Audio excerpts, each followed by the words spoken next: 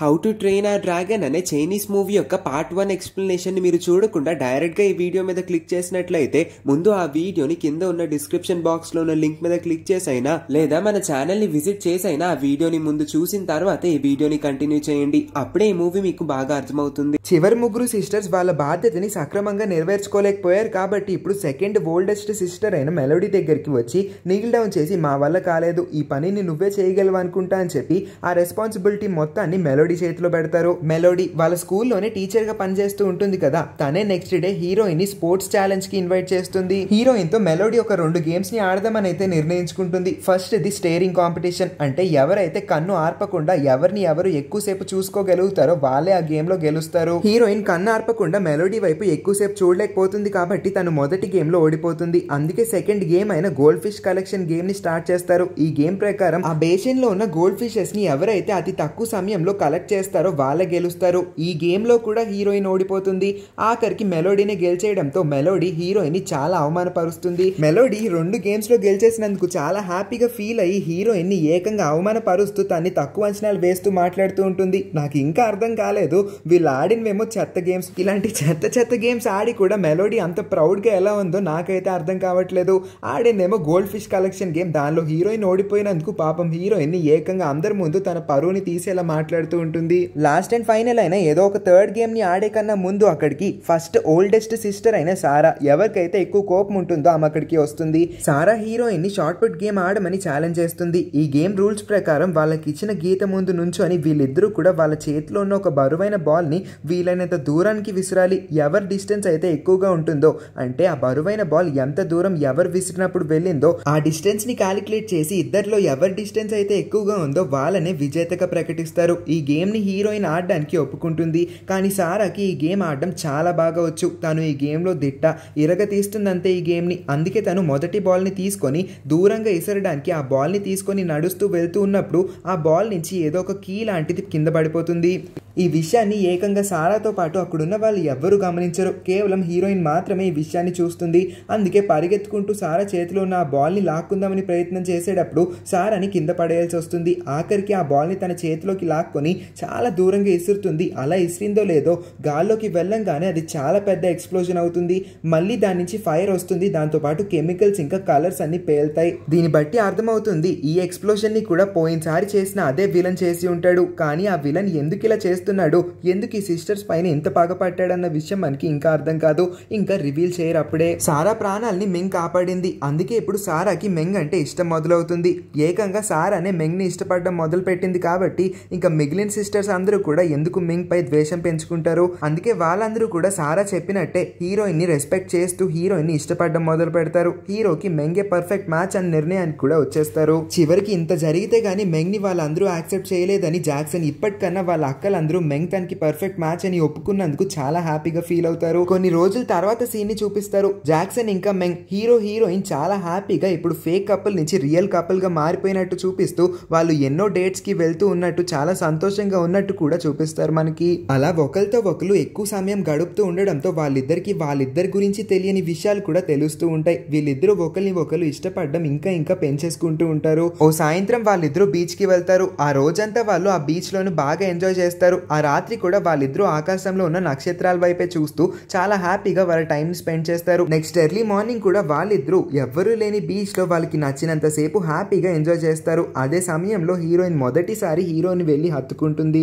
కానీ ఇక్కడే మనకి రివీల్ చేస్తారు నిన్న సాయంత్రం నుంచి వాళ్ళ పొద్దున్న వరకు వాళ్ళు ఏం చేస్తున్నారన్న ప్రతి విషయాన్ని ఆ విలన్ దూరం నుంచి గమనిస్తూ ఉంటాడు. వీళ్ళిద్దరిని ఇంత క్లోజ్ గా చూసిన తర్వాత వాడి రక్తం సలసలా మరిగిపోతూ ఉంటుంది. ఏం చేయాలో తెలియదు. ఆ కోపాన్ని ఎవరిపైన చూపించాలో అస్సలు అర్థం కాదు. అందుకే వాడొక మాస్టర్ ప్లాన్ కూడా వేసుకుంటాడు. నెక్స్ట్ డే యంగెస్ట్ సిస్టర్ అయిన లిల్లీ ఎవరైతే హీరోతో కలిసి తన క్లాస్ లోనే చదువుకుంటూ ఉంటుందో వీళ్ళిద్దరూ ఒకే చోట కూర్చొని తింటూ ఉంటారు. లిల్లీ లంచ్ బాక్స్ ని ఓపెన్ చేస్తుంది. కానీ మనకి ఇప్పుడు సారా ఆ రోజు బాల్ ని ఎత్తినప్పుడు దాని నుంచి ఒక తాళం అయితే పడుతుంది కదా, అదే లాంటి తాళం తన లంచ్ బాక్స్ క్యాప్ కి కూడా వేలాడుతూ ఉండడాన్ని చూపిస్తారు. అంటే ఖచ్చితంగా ఇక్కడ ఏదో జరగబోతుంది అనుకున్న మరో క్షణానికి అక్కడ ఒక చాలా పెద్ద ఎక్స్ప్లోజన్ జరుగుతుంది. ఈ సౌండ్ విని ఒక్కసారిగా స్కూల్ మొత్తం బెదిరిపోతుంది. ఈ ఈ ఎక్స్ప్లోజన్ తర్వాత జాక్సన్ ప్రాణాలకి ఏమీ కాదు, కానీ లిల్లీ ఇప్పుడు క్రిటికల్ కండిషన్లో ఉంటుంది. అందుకే తనకి సిపిఆర్ ఇవ్వాలి కాబట్టి జాక్సన్ తనకి శ్వాస అందిస్తూ ఉంటాడు. మరో క్షణానికే మిగిలిన 4 సిస్టర్స్ కూడా పరిగెత్తుకుంటూ ఈ ప్లేస్ కి వచ్చేస్తారు. లిల్లీ ఇంకా జాక్సన్ ప్రాణాలకి ఏమీ కాలేదని తెలుసుకొని వాళ్ళందరూ ఊపిరి పీల్చుకుంటారు. అందరూ కూడా ఒకరిని ఒకరు హగ్ చేసుకుని చాలా అంటే చాలా గట్టిగా ఏడుస్తూ చాలా బాధపడుతూ ఉంటారు. హీరోకి ఏమీ అవ్వనందుకే వాళ్ళ సిస్టర్స్ అందరూ ఇంతలాగా ఉలిక్కిపడి భయపడిపోయి బెదిరిపోయి ఏడుస్తూ బాధపడుతూ ఉంటున్నారంటే హీరో ప్రాణాలకి ఏదైనా అయితే వాళ్ళ పరిస్థితి ఏంటి అని ఊహించి ఆ రోజు మింగ్ ఫ్రెండ్ చెప్పిందంతా అబద్ధమే. వాళ్ళ సిస్టర్స్ ఏమి క్రూయల్ ఇంకా రూడ్ కాదు, వాళ్ళు కేవలం ఓవర్ ప్రొటెక్టివ్నెస్ చూపిస్తున్నారు. వాళ్ళ తమ్ముడు పైన ఉన్న ప్రేమతోనే ఇదంతా చేస్తున్నారని అర్థం చేసుకొని చాలా బాధగా ఆ సీన్ ని వదిలేసి వెళ్ళిపోతుంది. మెంగ్ వెనకాలే జాక్సన్ ఫాలో అవుతాడు. వాళ్ళిద్దరూ ఒక చోట కలుసుకుంటారు కూడా. కానీ జాక్సన్ మొహం చూసిన తర్వాత కూడా మెంగ్ ఎటువంటి రియాక్షన్ ఇవ్వకుండా అతని పక్కన నుంచి నడుచుకొని వెళ్తుంది. ఇంకాసేపటికి ముందే జాక్సన్ ప్రాణాలు పోయి ఉండేవి. అంత పెద్ద ప్రమాదం జరిగినా సరే తను గర్ల్ ఫ్రెండ్ అయినా సరే తను ఎటువంటి రియాక్షన్ ఇవ్వకుండా జాక్సన్ దగ్గరికి వచ్చి ఓదార్చకుండా తన మీద ఎటువంటి ప్రేమ చూపించకుండా ఉందంటే ఏదో పెద్ద విషయమే జరుగుంటుందని జాక్సన్ అర్థం చేసుకొని ఏం జరిగిందని అంచనాలు వేసే ప్రయత్నం చేస్తాడు. కానీ తను విఫలమైపోతాడు. అసలు తన మనసు ఇప్పుడు 2 ముక్కలుగా విరిగిపోయి ఉంటుంది కాబట్టి హీరోయిన్ తో కూడా తను మాట్లాడలేకపోతాడు. అసలు ఏం జరిగిందని డైరెక్ట్ గా వెళ్లి హీరోయిన్ ని కూడా అడగలేని పరిస్థితిలో ఉంటాడు. ఇప్పుడు నిజానికి హీరోయిన్ ఇప్పుడు ఒక డెసిషన్ ని తీసుకుంటుంది. హీరో ఇంకా వాళ్ళ సిస్టర్స్ అందరి ప్రాణాలకి ప్రమాదం జరిగింది కేవలం హీరో జీవితంలోకి తను రావడం వల్లే. తను హీరో జీవితంలో అడుగు పెట్టినప్పటి నుంచి హీరో వాళ్ళ ఫ్యామిలీ మొత్తానికి ఏదో ఒక ప్రమాదాలు వస్తూనే ఉన్నాయి. ఇదంతా తన వల్లే జరుగుతుంది. తనే బ్యాడ్ వైబ్స్ తీసుకొస్తూ వాళ్ళ ఫ్యామిలీ మొత్తానికి బ్యాడ్ లక్ లాగా ఉంటుందేమో అనుకొని హీరోకి దూరం మెయింటైన్ చేస్తూ ఉంటుంది. ఏ రోజు హీరో తనతో మాట్లాడడానికి ప్రయత్నం చేసినా సరే తను కంప్లీట్ గా హీరోని ఇగ్నోర్ చేస్తూ తనతో ఒక్క మాట కూడా మాట్లాడకుండా కనీసం ఐ కాంటాక్ట్ కూడా లేకుండా కంప్లీట్ గా అక్కడి నుంచి బయలుదేరి వెళ్ళిపోతుంది. ఓ రోజు న్యూస్ లో బాగా వర్షం పడుతూ ఉంది. అందుకే ఎవరు బయటికి వెళ్ళొద్దని చెప్తారు. ఈ న్యూస్ ని ఇంట్లో ఉన్న సిస్టర్స్ అందరితో పాటు జాక్సన్ కూడా చూస్తాడు. జాక్సన్ సేఫ్ గా ఇంటికి అయితే అంబ్రెలా పెట్టుకుని వచ్చేయగలుగుతాడు. కానీ హీరోయిన్ దగ్గర అంబ్రెలా లేక తను ఎవరి కోసమో స్కూల్ గేట్ దగ్గరే వర్షంలో తడుస్తూ నుంచుందన్న విషయం గుర్తొచ్చి వెంటనే తను స్కూల్ కి పరిగెడతాడు.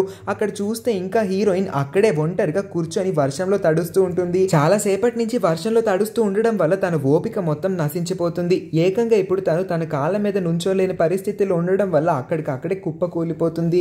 హీరో వచ్చి ఇదంతా చూసి వెంటనే తన్ని లేపి తన్ని గుండెకి హత్తుకొని నువ్వు ఎందుకు ఇలా మారిపోయావు, పాత మెంగ్లాగా మారచ్చు కదా, నా కోసం ఒక్కసారి మళ్ళీ మారు, నీ మనసులో ఏం ఉందో నాకు ఇప్పటి వరకు తెలియట్లేదు, అడగాలని ఉన్నా అడగలేకపోతున్నాను. మింగ్ తన జీవితంలోకి వచ్చినప్పటి నుంచి జాక్సన్ ఏ రోజు లేనంత హ్యాపీగా ఉన్నట్టు మింగ్కి తన మనసులో ఉన్న మాటలన్నిటిని వివరిస్తూ ఉంటాడు. కానీ మింగ్ ఒక్కసారిగా జాక్సన్ ని పక్కకు తోసేస్తుంది. నా దగ్గరికి కూడా రావద్దు నువ్వు, నేను నీకు ఇప్పుడే చెప్తున్నాను, మా నాన్న నన్ను స్కూల్ ట్రాన్స్ఫర్ చేసేస్తున్నారు, ఇంకా నన్ను కలిసే ప్రయత్నం కూడా చేయొద్దని చెప్పి తను అక్కడి నుంచి నడుచుకుంటూ వెళ్ళిపోతుంది. మనసుకి గాయమైన హీరో ఆ రోజు రాత్రంతా వర్షంలో తడుస్తూ అదే ప్లేస్ లో అక్కడే కుప్ప కూలిపోయి కింద కూర్చొని ఏడుస్తూ ఉంటాడు. నెక్స్ట్ మార్నింగ్ తన దగ్గరికి ఎవరో వస్తూ ఉండడాన్ని విని వెంటనే హీరోయిన్ వచ్చిందేమో అనుకుని తిరిగి ఆమెని హగ్ చేసుకుంటాడు. తీరా చూస్తే అక్కడికి వచ్చింది హీరోయిన్ కాదు, అక్కడికి విలన్ వస్తాడు. మెంగ్ అనుకొని అతన్ని హగ్ చేసుకోవడం వల్ల వాడికి దొరికిందే ఛాన్స్ అనుకుని తన చేతిలో ఉన్న ఎలక్ట్రిక్ షాక్ మిషన్ తో జాక్సన్ కి షాక్ కొట్టించేలా చేసి తన్ని ఆన్ ద స్పాట్ కళ్ళు తిరిగి పడిపోయేలా చేస్తాడు. ఇంకేముంది, వాడిని కిడ్నాప్ చేసి వాడి ప్లేస్ కి తీసుకువెళ్ళిపోతాడు. ఆ సాయంత్రం వాళ్ళ స్కూల్లో ఒక గ్రాండ్ పార్టీ అయితే జరుగుతుంది. ఎవరి పనుల్లో వాళ్ళు బాగా బిజీగా ఉంటారు. కానీ హీరోయిన్ ఒక మూల కూర్చొని చాలా బాధగా ఏడుస్తూ ఉంటుంది.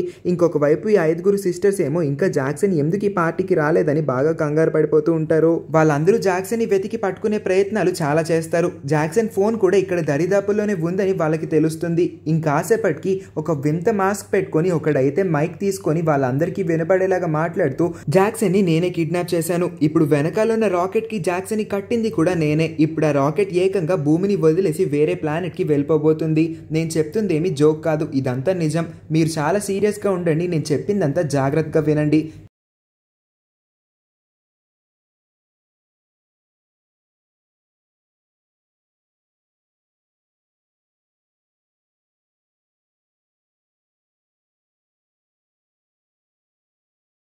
జాక్సన్కి నేను ఎందుకు గతిని పట్టించానని మీరందరూ కన్ఫ్యూజ్ అవుతున్నట్లయితే నేను మీ అందరికీ ఇప్పుడు ఆ నిజాన్ని రివీల్ చేస్తాను. నిజానికి నాకు మెంగ్ అంటే చాలా ఇష్టం. తను స్కూల్కి వచ్చిన మొదటి రోజులో నేను తనని మొదటిసారి చూసినప్పుడే నాకు తను బాగా నచ్చేసింది. నాది లవ్ ఎట్ ఫస్ట్ సైట్ అయితే జాక్సన్ తనది లవ్ ఎట్ ఫస్ట్ సైట్ అని చెప్పుకొని వాళ్ళ అక్కలందరినీ ఒప్పించి వీళ్ళిద్దరూ ఫేక్ కపుల్ లాగా మొదలుపెట్టిన వీళ్ళ లవ్ స్టోరీ రియల్ అయిపోయింది. నాకు అది అస్సలు నచ్చలేదు. మెంగ్ నాకు మాత్రమే దక్కాలి. నేను మెంగ్ కోసం ఎంత చేశానో తెలుసా, ఎన్నిసార్లు వాళ్ళ వాళ్ళ అక్క ఇంకా జాక్సన్ మెంగ్ పైన అటాక్ చేయడానికి వచ్చినా సరే నేను ప్రతిసారి మెంగ్ ని కాపాడుతూనే వచ్చాను. ఆ కెమికల్ ఎక్స్ప్లోజన్స్ అన్ని చేసి జాక్సన్ అక్కలందరికీ టార్చర్ చూపించాను. అయినా వాళ్ళు మెంగ్ ని ఇబ్బంది పెట్టడం ఆపలేదు. నా వంతు ప్రయత్నం నేను చేసి మెంగ్ ని చివరి వరకు కాపాడుతూనే వచ్చాను. కానీ ఇంత చేసినా సరే చివరికి మెంగ్ నాకు పడకుండా ఆ జాక్సన్ ని ప్రేమించి బాడికి పడింది. అది నాకు అస్సలు నచ్చలేదు. ఇప్పుడు మెంగ్ నాకు దక్కాలంటే నాకు అడ్డుగా ఉన్నది జాక్సన్ ఒక్కడే. అందుకే వీడిని ఈ భూమి మీదే లేకుండా చేస్తానని చెప్పి ఆ రాకెట్ రిమోట్ ని నొక్కేయడానికి రెడీ అవుతూ ఉంటాడు. తన జీవితంలో సంతోషమే లేకుండా చేసిన జాక్సన్ పై పగ తీర్చుకుందామని నిర్ణయించుకున్న వాడు మరో క్షణమే రాకెట్ రిమోట్ ని నొక్కేస్తాడు. ఆ రాకెట్ కి కట్టి ఉన్న తాడ్ని సిస్టర్స్, జాక్సన్ ఫ్రెండ్స్ ఇంకా హీరోయిన్ వీళ్ళందరూ లాగడానికి చాలా ట్రై చేస్తారు. కానీ వాళ్ళ బలం సరిపోదు. వాళ్ళు కొంతవరకు లాగడానికి సక్సెస్ఫుల్ అవుతారు. కానీ ఒక్క 30 సెకండ్స్ లో ఆ రాకెట్ ఇప్పుడు గాల్లోకి వెళ్ళిపోబోతుంది. అందుకే ఇప్పుడు జాక్సన్ తను ఎలాగో చనిపోబోతున్నాడు కాబట్టి మెంగ్ కి ఆఖరిసారిగా ఐ లవ్ యూ చెప్పి తను నిజంగా మెంగ్ ని ఎంతలాగా లవ్ చేస్తున్నాడో అందరి ముందు చెప్తాడు. మెంగ్ కూడా ఈ మాటలకి చాలా ఎమోషనల్ అయిపోతుంది. టైమర్ 3, 2, 1 అనగానే ఆ రాకెట్ గాల్లోకి వెళ్ళిపోతుంది. అలాగా కొంచెం దూరం వెళ్ళిన తర్వాత ఒక్కసారిగా మనం ఎవ్వరం ఎక్స్పెక్ట్ చేయని విధంగా ఆ రాకెట్ పేలిపోయి అక్కడ చాలా పెద్ద ఎక్స్ప్లోజన్ ఒకటి జరుగుతుంది. అదే ఎక్స్ప్లోజన్ లో జాక్సన్ ప్రాణాలు కూడా పోతాయి. అంటే అతను చనిపోతాడు. ఈ సంఘటనని కళ్ళతో చూసిన జాక్సన్ సిస్టర్స్, ఫ్రెండ్స్ ఇంకా హీరోయిన్ వీళ్ళందరూ షాక్ అయిపోయి చాలా అంటే చాలా బాధపడుతూ గుక్క పెట్టి ఏడుస్తూ ఉంటారు. ఇంకొన్ని రోజుల తర్వాత హీరోయిన్ చాలా బాధగా ఒక ఫ్లవర్ బొకేని తీసుకొని ఒక సమాధి దగ్గరికి వచ్చి ఆ బొకేని ఒక సమాధి మీద పెట్టిన తర్వాత దండం పెట్టుకొని తన్ని బ్లెస్ చేయమని వేడుకుంటుంది. మళ్ళీ మనం ఎవరం ఎక్స్పెక్ట్ చేయని విధంగా all of a sudden Jackson పరిగెత్తుకుంటూ మెంగ్ దగ్గరికి వస్తాడు. అప్పుడే మనకి తెలుస్తుంది ఆ రాకెట్ ఎగిరి గాల్లో ఎక్స్ప్లోడ్ అయిన తర్వాత జాక్సన్ అంత పై నుంచి కింద పడిపోతాడు. తన ప్రాణానికి అయితే ఏమీ కాదు కానీ తన యొక్క లెఫ్ట్ హ్యాండ్ అయితే విరిగిపోతుంది. విరిగిపోవడం అంటే చాలా పెద్ద ఇంజురీ ఒకటి అవుతుంది. మెల్లమెల్లగా ఇప్పుడు అది హీల్ కూడా అయిపోతూ వస్తూ ఉంటుంది. తనకి చిన్న దెబ్బ తగిలితేనే తట్టుకోలేని వాళ్ళ సిస్టర్స్ అందరూ ఇప్పుడు తన చేతికి ఇంత పెద్ద గాయం అయిందని తెలుసుకొని జాక్సన్ కోసం ఒక స్పెషల్ డాక్టర్ ని కూడా అపాయింట్ చేసి ట్రీట్మెంట్ చేయిస్తూ ఉంటారు. సో ఇప్పుడు జాక్సన్ ప్రాణాలకి ఎటువంటి ప్రమాదం లేదు. అతను కంప్లీట్లీ సేఫ్. నిజానికి హీరోయిన్ ఇప్పుడు సమాధి దగ్గరికి వచ్చి ఉంటుంది. ఈ సమాధి వాళ్ళ మమ్మీది. ఆమె ఎన్నో సంవత్సరాల ముందు చనిపోయి ఉంటుంది కాబట్టి బ్లెస్సింగ్స్ తీసుకోవడానికి ఇక్కడికి వస్తుంది. ఈ సీన్ ని చూసిన తర్వాత మన అందరం ఆల్మోస్ట్ హీరో నిజంగా చనిపోయాడని ఫూల్స్ అయిపోయి ఉంటాం. అలా వీళ్ళిద్దరి లవ్ లైఫ్ కూడా ఇక పై నుంచి హ్యాపీగానే ఉంటుంది. కాకపోతే జాక్సన్ కి మళ్ళీ వాళ్ళ అక్కల నుంచి వచ్చే బాధలు తిప్పలేమి తప్పవు. అసలే వాళ్ళందరి యొక్క ముద్దులు చిన్న తమ్ముడు. వాడిని ఇసికించకపోతే వాళ్ళందరికీ రోజే గడవదు కాబట్టి ఇంకా యథావిధిగా ఎప్పట్లానే హీరోని ఇబ్బంది పెట్టి ఇసికించి టార్చర్ చేయడం మొదలు పెడతారు. ఏదైతే అదయింది. చివరికి 5 అక్కలు హీరోని ఎంత ఇబ్బంది పెట్టినా తనకి ఒక గర్ల్ ఫ్రెండ్ అయితే దొరికింది కాబట్టి హీరో చాలా హ్యాపీగా ఉంటాడు. అంతే బాధగా వాళ్ళ అక్కల యొక్క బాధని భరిస్తూ ఉంటాడు. ఇలాంటి ఒక హ్యాపీ కామెడీ ఎండింగ్ ని ఇచ్చి ఈ మూవీని ఎండ్ చేస్తారు. ఈ మూవీ మీకు ఎలా అనిపించిందో నా ఎక్స్ప్లెనేషన్ ఇంకా మీకు గనుక అక్కలు గాని చెల్లెలు గాని అన్నలు గాని ఎవరన్నా ఉంటే సిబ్లింగ్స్ యొక్క కామెడీ స్టోరీస్ ని కూడా కింద షేర్ చేసుకోగలిగితే కామెంట్స్ లో టైప్ చేయండి. ఇలాంటి మంచి మంచి మూవీస్ మన ఛానల్లో చాలానే అప్లోడ్ చేశాను. ఒకవేళ మీలో ఎవరైనా వాటిని మిస్ అయి ఉన్నా ఇక పైన ఫ్యూచర్ లో రాబోతున్న వీడియోస్ ని మిస్ అవ్వకూడదు అనుకున్నా వెంటనే మన ఛానల్ ని సబ్స్క్రైబ్ చేసుకొని పక్కనే ఉన్న నోటిఫికేషన్ బెల్ ని ఆన్ చేసుకొని ఆల్ అని సెలెక్ట్ చేసుకొని ఉంచడం మాత్రం మర్చిపోకండి. అప్పుడే మేము పెట్టే ప్రతి వీడియోని మీరు మిస్ అవ్వకుండా చూడగలుగుతారు. Thank you for watching.